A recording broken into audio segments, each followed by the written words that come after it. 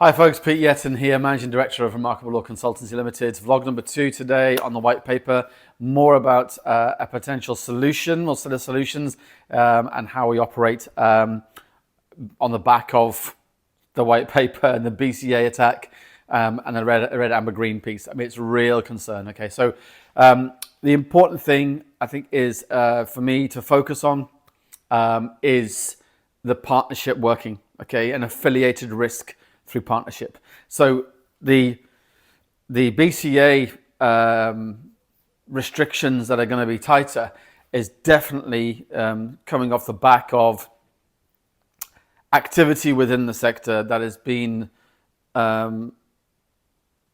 led and influenced by rises of asylum claims, rises in attrition rates for students, rises in non-completion rates for some students, and the agent management piece for the sector, which we know is needs to be a lot firmer than it currently is in some areas. So the let's look at agents right now. I mean, they do a phenomenal job. They do a really important job in terms of finding the right institution, the right course, the right country for their client. They're not exclusive to that one sponsor, so they have a good pick of the market.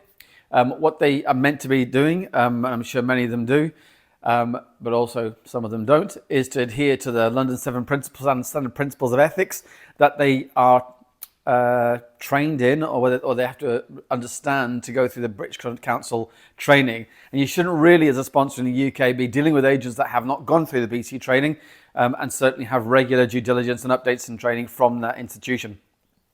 So the relationship between that is normally a little bit hands-off in terms of the agent will hear about product, they'll hear about the support networks for the university, they'll hear about the courses, etc. But they won't necessarily be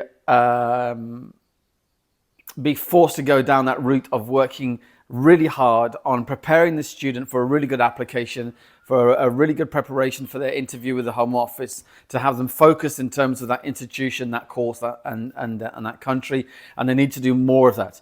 So how we do that? We get visa compliance teams involved because they have all the intelligence in terms of where the risk is, what the visa refusals are currently going through, how to ensure that the student is better prepared for the admissions process, they are better prepared for the interview.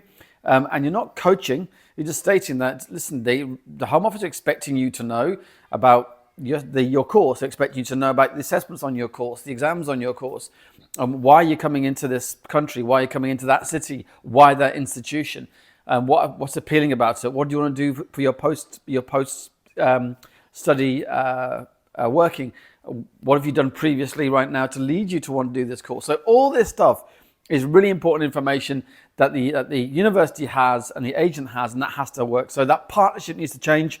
It needs to be far more solid, and the roots between agent and their contracts with the institutions and sponsors need to be really well understood because they are affecting each other's business. Okay.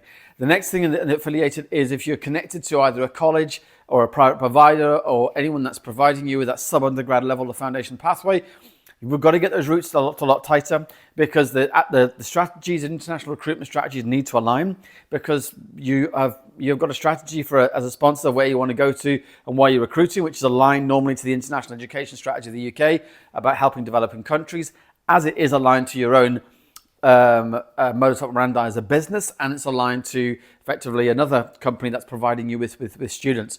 So we need to align them because we need to make sure that the students that we know where we're coming from, we know the agent network where they're coming from, and they're going to be a really good global ambassador to come through both sets of education at that lower level and then into the next level of their studies.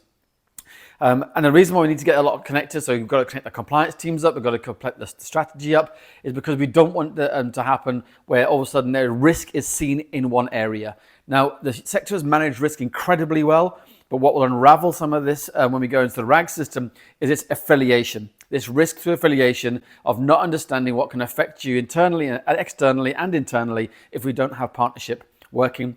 And don't forget what I've always said and copyrighted years ago, we've got to reframe compliance risk management into a collaborative duty of care. Have a wonderful week. Any more information about this, contact me and I'll be able to help.